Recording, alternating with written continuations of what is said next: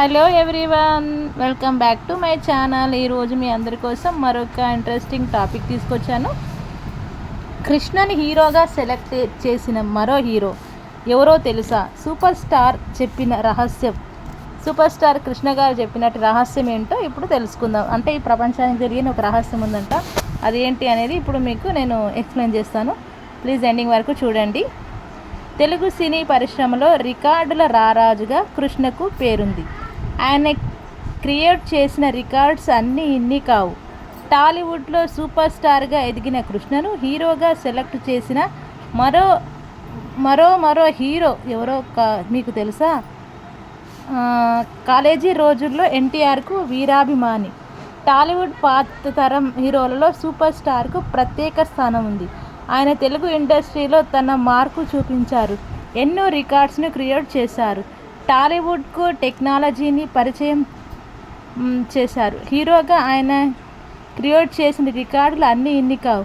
ఇక కృష్ణ పూర్తి పేరు ఘట్టమనేని శివరామకృష్ణమూర్తి. ఆయన తల్లిదండ్రులు వీర రఘురామయ్య, నాగరత్నమ్మ. నలుగురు సంతానంలో కృష్ణ పెద్దవారు. ఇక సినిమాల్లోకి ఎంట్రీ ఇచ్చిన తర్వాత ఈ పేరు చాలా పెద్దగా ఉందన్న కారణంగా దర్శకుడు ఆదుర్తి సుబ్బారావు ఆయన పేరును కృష్ణగా మార్చారు. సినిమాలోకి రాకముందు కాలేజీ రోజుల్లో ఎన్నో నాటకాల్లో కృష్ణ నటించారు. 1960లో చేసిన ఓ నాటకం ఆయనకు మంచి పేరు తీసుకువచ్చింది. కాలేజీ రోజుల్లో ఉన్నప్పుడు తాను ఎన్టీఆర్కు అభిమానిని, ఆయన సినిమా పాతాళ భైరవి అంటే చాలా ఇష్టమని కృష్ణ పలు ఇంటర్వ్యూలో చెప్పారు. అయితే ఆ తర్వాత కాలంలో ఎన్టీఆర్తో విభేదించారు కృష్ణ. ఆయనకు వ్యతిరేకంగా సినిమాలు కూడా తీసి సంచలనం సృష్టించారు. కృష్ణ 8 ఏళ్ల వయసులో అక్కినేని నాగేశ్వరరావు దేవదాసు సినిమా రిలీజ్ అయ్యింది.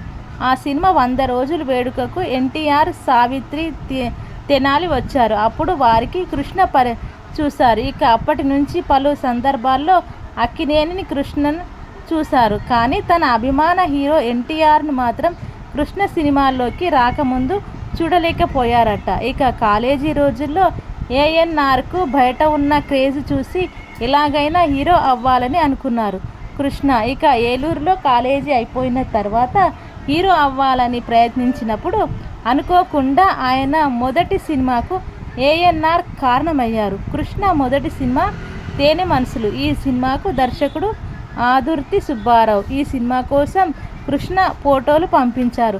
అప్పుడు హీరోను సెలెక్ట్ చేయడంలో ఆదుర్తి సుబ్బారావు, ఏఎన్ఆర్లు సలహాలు తీసుకున్నారు.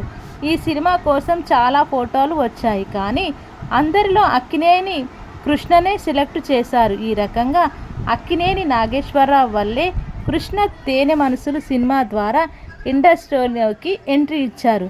ఈ విషయాన్ని సూపర్ స్టార్ కృష్ణ అక్కినేని 75 సంవత్సరాల సినిమా వేడుకల్లో వెల్లడించారు. అప్పుడు తనను హీరోగా సెలెక్ట్ చేసినందుకు ఏఎన్ఆర్కు కృష్ణ కృతజ్ఞతలు కూడా తెలుపుకున్నారు.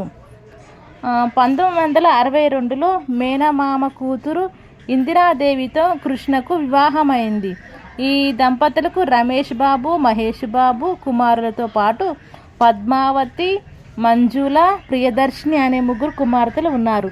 రమేష్ బాబు హీరోగా ఎంట్రీ ఇచ్చి పలు సినిమాల్లో నటించారు. కానీ ఆ తర్వాత ఆయన కెరీర్పై దృష్టి పెట్టలేకపోవడంతో అవకాశాలు రాలేదు. కొంతకాలం నిర్మాతగా కొనసాగిన రమేష్ బాబు తర్వాత కాలంలో ఇండస్ట్రీకి దూరం అయ్యారు. రీసెంట్గానే ఆయన కన్నుమూశారు. ఇక రెండో తనయుడు మహేష్ బాబు కృష్ణ నటవారసత్వం కొనసాగిస్తూ టాలీవుడ్ సూపర్ స్టార్గా కొనసాగుతున్నారు. కృష్ణ కుమార్తెలలో మంజుల ఒకరు. నటన వైపు వచ్చారు. ఇప్పటికే కొన్ని సినిమాల్లో నటిస్తున్నారు. ఇక కృష్ణ చిన్నాల్లుడు సుధీర్ బాబు కూడా హీరోగా కొనసాగుతున్నారు. కృష్ణ పెద్ద కూతురు కొడుకు అశోక్ గల్లా కూడా హీరోగా ఎంట్రీ ఇచ్చాడు. ఇలా కృష్ణ వారసులు ఇండస్ట్రీలో కొనసాగుతున్నారు. ఇందిరాతో వివాహమైన 4 ఏళ్లకు 1969లో విజయ నిర్మలతో కృష్ణకు రెండో వివాహమైంది. దాదాపు 48 సినిమాల్లో విజయ నిర్మలతో కలిసి ఆయన నటించారు. ఆ సమయంలో వారిద్దరి మధ్య ఏర్పడిన స్నేహం పెళ్లి వరకు దారి తీసింది. విజయ నిర్మల డైరెక్షన్లో కృష్ణ చాలా సినిమాల్లో నటించారు. విజయ నిర్మలకు కృష్ణతో పెళ్లికి ముందే ఒక కుమారుడు ఉన్నాడు. ఆయన టాలీవుడ్ స్టార్ నటుడు నరేష్. హీరోగా క్యారెక్టర్ ఆర్టిస్ట్గా ఇండస్ట్రీలో కొనసాగుతున్నారు. కృష్ణ తెలుగు సినీ పరిశ్రమలో చేసిన ప్రయోగాలు అన్నీ ఇన్ని కావు. నటుడిగానే కాకుండా దర్శకుడు, నిర్మాతగా కూడా కృష్ణ రాణించారు. 16 సినిమాలకు ఆయన దర్శకత్వం వహించారు. నిర్మాతగా వివిధ భాషల్లో 50కి పైగా సినిమాలను నిర్మించారు. టాలీవుడ్ నుంచి బాలీవుడ్లోకి అడుగుపెట్టిన ఫస్ట్ హీరో కృష్ణ. అంతేకాదు దాదాపు 80కి పైగా హీరోయిన్లతో నటించిన రికార్డు కూడా కృష్ణదే. విజయ నిర్మలతో 48, జయప్రదతో 47, శ్రీదేవితో 31, రాధతో కలిసి 23 సినిమాల్లో జంటగా నటించారు. సూపర్ స్టార్ 25 సినిమాల్లో ద్విపాత్రాభినయం, 7 సినిమాలలో త్రిపాత్రాభినయం చేసిన అరుదైన రికార్డు కూడా కృష్ణ పేరునే ఉంది.